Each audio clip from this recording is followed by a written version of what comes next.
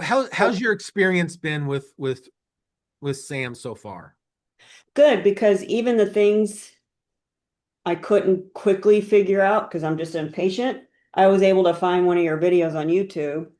And I was like, oh yeah, okay, now that makes sense. So, but for the most part, I've been able to self-figure a hack or something to do until you either add it or I talk to you and find out, oh, okay, that would have been the way to do it. So having the template that just emails to me with the codes for my, because not only do I send them a email for their home anniversary, I also send them a little note card with a $5 gift card in it.